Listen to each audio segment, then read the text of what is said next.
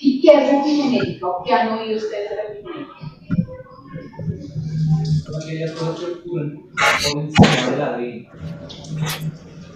Exactamente, básicamente sí, son cambios que se dan en el ADN, pero no en la secuencia misma del ADN. El ADN sufre modificaciones que son reversibles, pero esas modificaciones tienen implicaciones en la expresión genética y por supuesto son transmitidas de célula a célula en un mismo individuo. Entonces yo como célula 1, si estoy metilada en el genoma, cuando me replico, mi célula hija va a tener esa misma modificación. Es una metilación, entonces no estoy afectando la secuencia de ADN mismo, pero esa metilación tiene un efecto en la transcripción y la expresión de ese gen. Entonces pueden ser transmitidas de célula a célula en un mismo individuo. Por ejemplo, acá, fíjense el gen B. Acá tengo CH3, CH3 me está denotando un grupo metílico. Tengo dos metilaciones en ese gen B. Pero fíjense que solo una copia de ese gen B, un alelo, está metilado, el otro no. ¿Qué implica eso en términos de expresión? Asumiendo que la metilación reprime expresión. ¿El gen va a estar apagado? ¿Está full apagado? ¿Por qué? Porque el segundo alelo se puede leer. Entonces no está full apagado, pero está en todo su potencial. No porque esté más metilado. ¿Y qué va a pasar en términos de división celular dentro de un mismo individuo? Pues todos los individuos, no todos los individuos, todas las células que se generen a partir de esta van a heredar el mismo estado de metilación, porque son copias idénticas. Pero no pensemos en términos de replicación dentro de un mismo individuo, pensemos en términos de ya de generación de gametos, de transferencia a las siguientes generaciones. ¿Qué va a pasar con estos estados de metilación? ¿Se van a pasar a las siguientes generaciones? Una enzima. ¿Y se van a pasar ambos? Sabiendo que este es un alelo y este es el otro. Por puro chance, algunos gametos van a tener este alelo, otros gametos van a tener este otro. Entonces, los cambios epigenéticos, acá solo estamos hablando de metilación, pero cambios epigenéticos hay varios. La metilación, ¿por qué? Porque es el más popular, es el más estudiado, es donde más información tenemos. Epigenética casi no se estudiaba hace 20 años. Entonces, hemos acumulado todavía muy poquito conocimiento sobre la epigenética, pero es uno de los campos más activos de la biología molecular actualmente. Los cambios epigenéticos pueden activar o reprimir expresión génica y le permiten a una célula recordar condiciones o eventos pasados, cómo reaccionar en términos de expresión para esas condiciones. Condiciones como que, si estoy bajo estrés metabólico, si no tengo nutrientes, si no tengo nutrientes, estoy en dieta. Entonces, voy a cambiar completamente la expresión de mis genes, la expresión de mis proteínas. Los que hacen dieta keto, que son los que comen fundamentalmente, creo que carne, entonces tienen que entrar completamente en un mecanismo bioquímico distinto cuando usted tiene una provisión de carbohidratos. Entonces, exponer a las células ese tipo de cambios lleva a cambios epigenéticos que dicen de ahora en adelante, las siguientes que yo produzca van a saber cómo responder. Pero si las condiciones ambientales cambian, estos cambios epigenéticos pueden cambiar, ser reversibles y alterar la forma en la que la célula responde.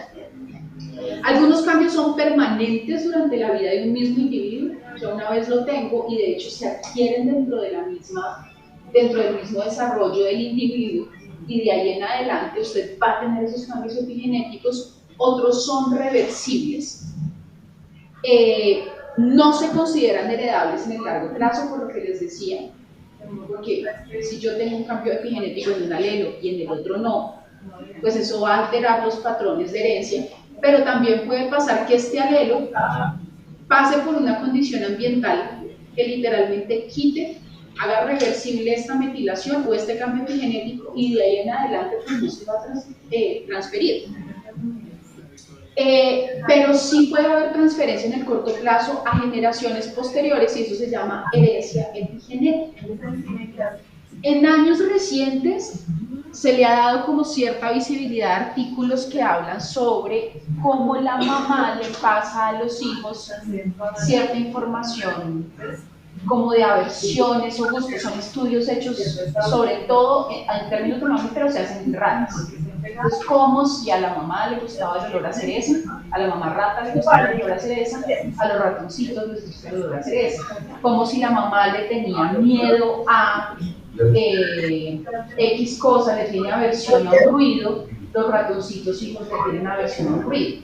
Y no se han asociado, se sabe que son por cambios epigenéticos, pero cuando los miran a lo largo de generaciones, ya en muchas generaciones, esos cambios epigenéticos se pierden. Entonces, la metilación del ADN con efectos en expresión puede ser transmitido en células, de célula a célula durante la replicación, lo que estamos viendo acá, pero no altera la secuencia de ADN. Yo no estoy cambiando el orden ATGC, nunca.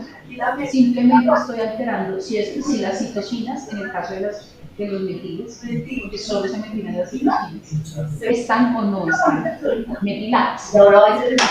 Otro cambio súper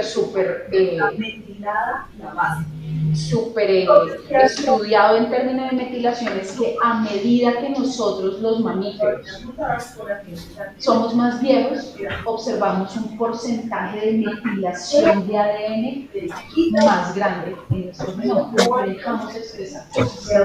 Durante nuestra niñez tenemos una actividad proteica súper alta, pero a medida que avanzamos en el desarrollo hasta la vejez, empezamos a tener una mayor tasa de metilación.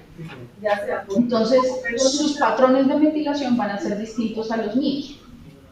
Y ustedes han oído el cuento de que los perros, que un año humano es equivalente, no, a 7 años perrunos. Es más o menos como el promedio que se hace, que si un humano vive, una regla de 3. Si un humano vive 80 años, un perro vive 14, eso efectivamente entraba 7. Pero en términos de epigenética, pues ya se empezó a comparar. Un humano de un año, ¿qué patrón de metilaciones tiene en su ADN? Versus un perro, este es un perro, de un año. Y se hace entonces toda la secuencia y se hace toda la vaina con los perros y con los humanos. ¿Y qué se dan cuenta? Que en un año perruno, el patrón de metilación, el patrón biológico como de vejez del ADN, equivale a 33 años humanos. Biológicamente hablando, yo no estoy hablando que en términos que perritos sí hacen un cachorro,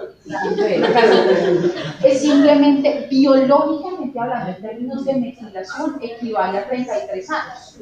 Y de ahí en adelante, más o menos se le suman como 2 años de metilación al perrito comparables con los años humanos. Entonces, sí, si bien la regla de 3 dice que son 7 años humanos, en términos de señales de envejecimiento, señales de modificación de ADN, esa regla no se mantiene.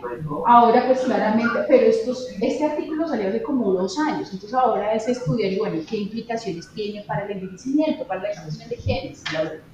Como les digo, el campo de la epigenética no tiene un montón de información porque no se ha estudiado mucho.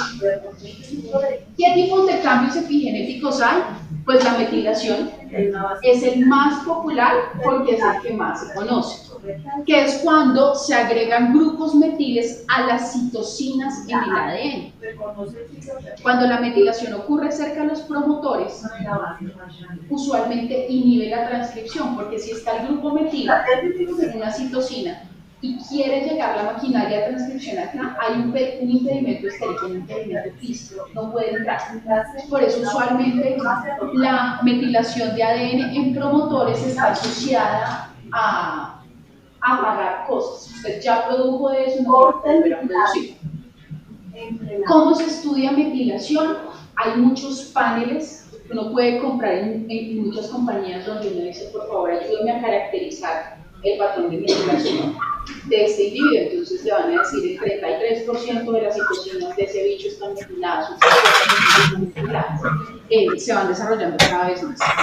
Otro cambio epigenético es el mismo remodelamiento de la cromatina. Uno no lo pensaría, pero los estados de accesibilidad o represión de una cromatina, no represión, sino de cerramiento de la cromatina misma, que yo puedo pasar de una célula a otra, son cambios epigenéticos, porque permiten que entre o no entre la maquinaria celular. ¿Y por qué son cambios epigenéticos? Porque este remodelamiento de cromatina usualmente está asociado a que tenga acetiles pegados o metiles pegados, la cromatina misma, no el ADN, sino el nucleosoma mismo. Entonces, como ahí también hay grupos implicados, pues estamos hablando de que son cambios epigenéticos. Modificación covalentes de histonas, la misma vaina, que a las histonas se les unan proteínas o moléculas específicas que los haga accesibles o no accesibles. Y que ese estado transcripcional sea transferido al linaje celular sencillamente porque pues sí queda exactamente igual en la célula hija y es accesible o no accesible para transcripción o localización de variantes de histonas. Todos estos fundamentalmente son modificación de histonas y el que específicamente actúa sobre ADN, que por ahora se conoce, es metilación del ADN. Metilación del ADN lo vamos a ver en desarrollo con más detalle. Por ahora lo único que les interesa saber es las citocinas se metilan y cuando se metilan las citocinas en los promotores, pues eso está usualmente asociado a apagar. Porque si se acuerdan, los promotores son unas regiones ricas en ¿qué?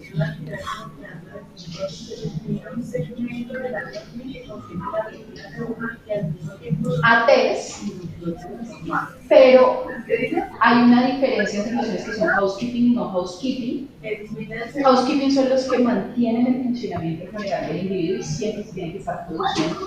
Y los no housekeeping son los que solo se producen en momentos específicos. Entonces, en esos genes, cerca de los promotores, hay enriquecimiento de GC o no, hay unas islas de GC.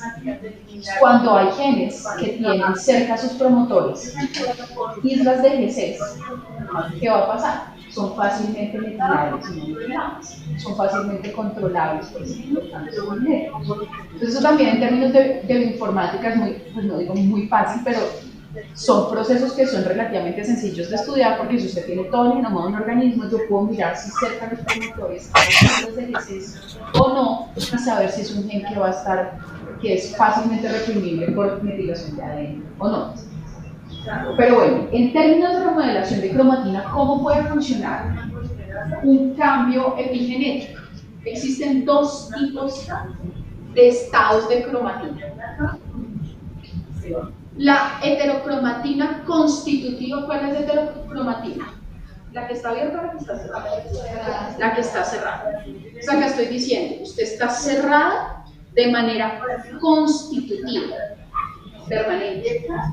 Es un estado heterocromático donde en las mismas ubicaciones del genoma la cromatina siempre está cerrada o típicamente está cerrada. Solo se abre en momentos muy específicos de la vida del organismo. Donde la cromatina tiende a estar cerrada en todas las células, cerca de los centrómeros y los telómeros, donde hay muy pocos genes. ¿Tiene o no tiene lógica? Pues sí, porque ahí no necesita transcribir absolutamente nada. En esas regiones donde la heterocromatina casi siempre está cerrada, hay muchas secuencias repetitivas, cortas y en tándem, lo que facilita que haya repetición con repetición con repetición. Entonces esta vaina interactúa con esta vaina, interactúa con esta vaina, porque son como complementarias entre ellas, entonces se forman ahí como esos loops de mucha interacción entre sí. El ADN allí está muy metilado, porque son regiones que usualmente están apagadas porque pues ahí no puede entrar maquinaria de transcripción, pero pues tampoco es que hay necesidad porque es que hay muy pocos genes.